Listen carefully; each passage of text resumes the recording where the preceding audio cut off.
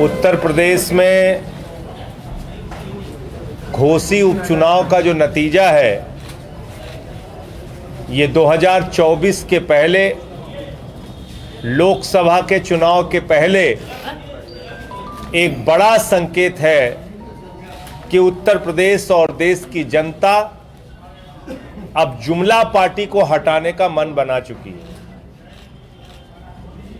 जिस तरह से देश को हर मोर्चे पर फेल करने का काम मोदी जी कर रहे हैं, उत्तर प्रदेश में मोदी योगी की डबल इंजन की सरकार कर रही है, इससे लोगों में निराशा है। और जो चुनाव परिणाम आए हैं वो इसी बात का साफ संकेत है। पूरी की पूरी उत्तर प्रदेश की सत्ता, सारे मंत्री और विधायक, राजभर जी की पार्टी, निषाद जी की पार्टी, अपना दल, महान दल, सारी पार्टी मिलकर समाजवादी पार्टी के प्रत्याशी, इंडिया गठबंधन के प्रत्याशी के खिलाफ प्रचार कर रहे थे। और 1,24,000 वोट वहां समाजवादी पार्टी के प्रत्याशी को मिला। 43,000 वोटों से जीत हासिल की।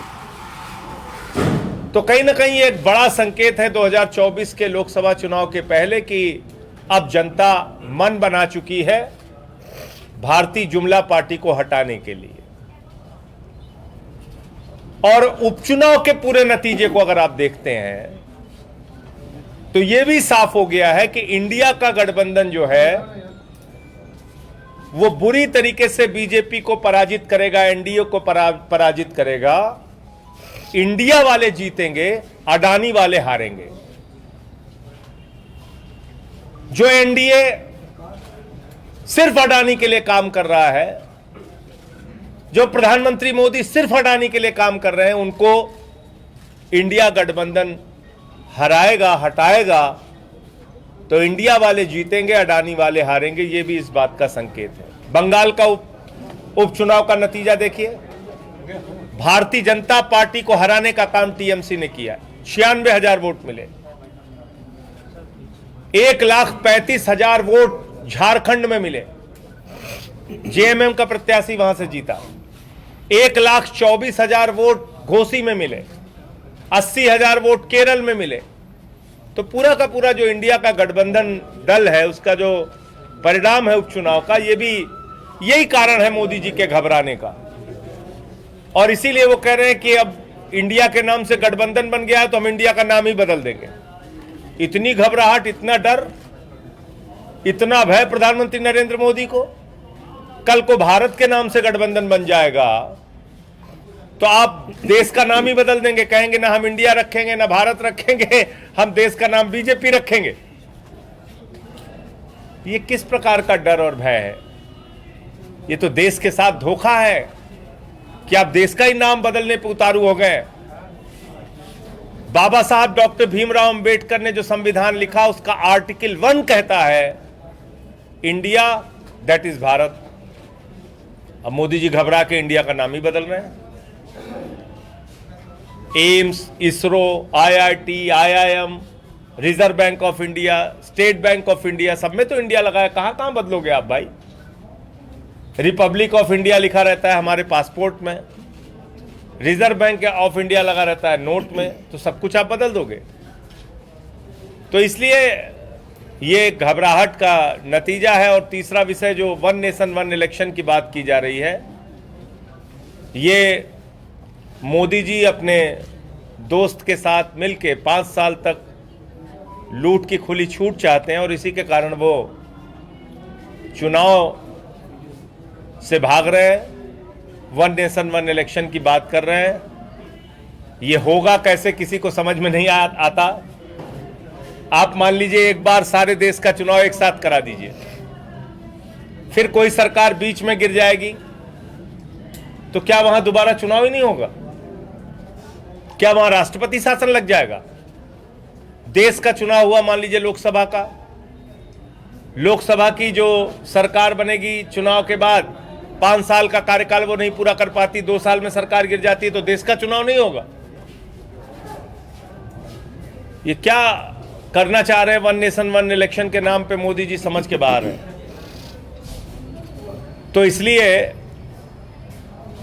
जो इस समय मुद्दे हैं देश के सामने वो बहुत महत्वपूर्ण है, महंगाई के, बेरोजगारी के, किसानों के, और उसके नाम पे जनता वोट देगी। आज मैं लखनऊ शिक्षक प्रकोष्ठ के सम्मेलन में आया हूं और हमारे पार्टी के लिए शिक्षा ही प्राथमिकता है, स्वास्थ्य प्राथमिकता है। हम इन्हीं मुद्दों पे काम करते हैं। अच्छे शिक्षक हों, अच्छी शिक्षा हो, बच्चे अच्छे ढंग से पढ़ लिख कर आगे निकलें, ये हमारी प्राथमिकता है। और इसी के लिए हमारी पार्टी अलग अलग राज्यों में जाके काम कर रही है। उत्तर प्रदेश के चुनाव परिणाम पे एक बात मुझसे छूट गई थी। ये कहीं ना कहीं दल बदलुओं के लिए भी एक बहुत बड़ा संकेत है। ऐसे बार बार अगर आप अपने दल बदलोगे तो जनता इसको भी पसंद नहीं करती। अब जैसे राजभर जी की मैं बड़ी इज्जत करता था, उन्होंने पिछड़ों के लिए बहादुरी से खड़े होकर कहा कि भारतीय जनता पार्टी वो पार्टी है जहां पे पिछड़े नेताओं को चप्पल उठानी पड़ती है। राजभर जी ने यह भी कहा कि बीजेपी में जो पिछड़ा नेता है वो लोडर है, लीडर नहीं है। आप उन्हीं लोगों के साथ जाके खड़े हो गए। इन बातों को लोग पसंद नहीं कर रहे हैं, इसलिए अभी भी वक्त है, समय है। राजभर जी को अपने फैसले पर पुनर्विचार करना चाहिए। और जो लोग दलितों को, वंचितों को, पिछड़ों को हमेशा अपमानित करने का काम करते हैं, जिन्होंने श्री रामनाथ कोविंद जी को राष्ट्रपति रहते हुए श्री राम जन्मभूमि के भूमि पूजन में नहीं बुलाया, ऐसे लोगों से बचना चाहिए, सावधान रहना चाहिए, अपने फैसले पर पुनर्विचार करना चाहिए। मुझे इतनी बात कहनी थी। आपका कोई प्रश्न हो तो आप पूछिए। कितनी सीटों पर दावेदारी करेगी लोकसभा चुनाव? देखिए, ऐसा है कि अब हम इंडिया गठबंधन के हिस्सा हैं और उसमें सीटें कौन कहां से कितनी लड़ेगा इसको तय करने के लिए एक कमेटी बनी हुई है। वो कमेटी फैसला करेगी। किसी प्रेस कॉन्फ्रेंस अलग से कोई यूपी की कमेटी नहीं बनी है। नहीं, आपकी अपनी कमेटी ने कुछ प्रपोजल बनाया होगा कि ये सीटें हमारे लिए। हमारे राष्ट्रीय नेतृत्व और जो हमारा पार्टी का संगठन है वो प्रस्ताव बनाकर भेजेगा। कोई राज्य अपनी ओर से, क्योंकि ये लोकसभा का चुनाव है, अपनी ओर से प्रस्ताव बनाने के बजाय जो हमारा राष्ट्रीय नेतृत्व है वो प्रस्ताव बना के भेजेगा। और जो कमेटी इंडिया गठबंधन की बनी है वो तय करेगी कौन कहां से चुनाव लड़ेगा। अक्टूबर तक ये यूपी का फीडबैक तो आप ही देंगे कि कौन हमसे पूछा जाएगा तो जरूर देंगे। कितनी सीटों पर तैयारी है? मैं कह रहा हूं ये कोई बात मीडिया में करना बिल्कुल उचित नहीं है और गठबंधन की मर्यादा के विपरीत है। तो इसलिए मैं ऐसी कोई बात नहीं करूंगा। कैंपेन कमेटी का मैं मेंबर हूं, उसकी भी मीटिंग हुई थी पिछले दिनों, कैसे कैंपेन को बढ़ाना है, चलाना है। तो इंडिया गठबंधन के कैंपेन कमेटी की मीटिंग फिर 12 तारीख को है। तो उसमें हम जो फैसले लेते हैं उसको सार्वजनिक रूप से आके आपको बताते हैं। अभी सीट शेयरिंग के मामले में 0 फैसला भी नहीं हुआ है, तो उससे संबंधित कोई भी बात कहना ठीक नहीं होगा। अभी एक भी शुरुआत नहीं हुई है कौन कहां से कितनी सीटों पे लड़ेगा। अक्टूबर तक ये सारी चीज़ें फाइनल होनी है और उसके लिए फिर जो भी फैसला होगा वो आपको बताएंगे। नई शिक्षा नीति से आप कहां तक सहमत हैं? देखिए, नई शिक्षा नीति, पुरानी शिक्षा नीति, बातें बड़ी बड़ी अच्छी लिख दीजिए, अगर आप उसको प्रैक्टिकली इंप्लीमेंट नहीं कर रहे हैं तो फिर उसका कोई मायने नहीं रखता। पुरानी शिक्षा नीति में 25% ईडब्ल्यूएस के, बीपीएल के बच्चों के लिए रिजर्वेशन है। बड़े बड़े किसी स्कूल में लागू नहीं होता। दिल्ली में केजरीवाल साहब को वो फैसला लागू करवाने के लिए एड़ी चोटी का जोर लगाना पड़ता है। फीस आसमान पे है और बच्चों की पढ़ाई के लिए उनके परिवार संघर्ष करते हैं। हमने सरकारी शिक्षा को ही इतना बेहतर बनाने का काम किया जिसमें हर बच्चे को वर्ल्ड क्लास एजुकेशन मिल सके। G20 सम्मेलन हो रहा है, देश का मान बढ़ रहा है। देखिए, निश्चित रूप से G20 सम्मेलन के लिए बधाई है प्रधानमंत्री जी को, लेकिन जो हमारी सीमाओं से जुड़ा हुआ मसला है, जो भारत के स्वाभिमान और सम्मान से जुड़ा हुआ मसला है, उसका भी मुद्दा उठना चाहिए था। और ख़ास तौर से चीन जो हमारे साथ कर रहा है, गलवान घाटी हम लोग भूले नहीं है, किस तरह से हमारे 20 जवानों की शहादत हुई वहाँ पर भारत की सीमा की रक्षा करते हुए। और G20 के ठीक पहले चाइना की हिम्मत देखिए कि ब्रिक्स सम्मेलन में मुलाकात होती है हमारे प्रधानमंत्री की, और उसके बाद वो एक नक्शा जारी करते हैं चीन का, जिसमें अरुणाचल प्रदेश को चीन का हिस्सा बता रहे हैं। अक्साई चीन जो भारत का भूभाग है उसको अपना हिस्सा बता रहे हैं।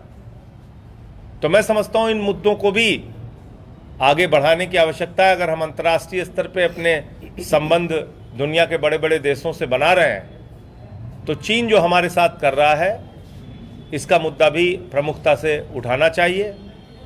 हाँ, आज मैंने भारत मंडपम का दृश्य जरूर देखा जो सुबह से मीडिया में चल रहा है, तो ये इससे भी भारत की छवि दुनिया में खराब होती है। 3000 करोड़ में आपने भारत मंडपम बनाया और वो पानी से भर गया एक बारिश में। तो कभी आपका मोरवी का पुल गिर जाता है, कभी उज्जैन में ऋषियों की भगवान की मूर्तियां गिर जाती हैं, कभी बुंदेलखंड एक्सप्रेस वे टूट जाता है। तो कैसा कंस्ट्रक्शन आप करा रहे हैं? नाम चाहे भारत रखिए चाहे इंडिया रखिए, आपका घोटाला और भ्रष्टाचार तो बंद नहीं हो रहा है। ये बड़ी चिंता का विषय है। चंद्रबाबू नायडू को अरेस्ट कर लिया सीआईडी ने कल स्किल डेवलपमेंट घोटाले को लेकर। मैं समझता हूँ ये बिल्कुल गलत कार्रवाई है, और दुर्भावना के कारण रात में 2 बजे 3 बजे जाके अगर आप विधिक कार्रवाई ही कर रहे थे किसी के खिलाफ, कोई भ्रष्टाचार का ही मामला था, उसकी वैधानिकता जो है उसको फॉलो कीजिए। आप रात में 2 बजे 3 बजे जाके किसी को गिरफ्तार करेंगे तो आपकी मंशा पे, आपके इंटेंशन पे सवाल उठता है। धन्यवाद। एजेंसी के लिए पत्रकार बंधुओं को नमस्कार।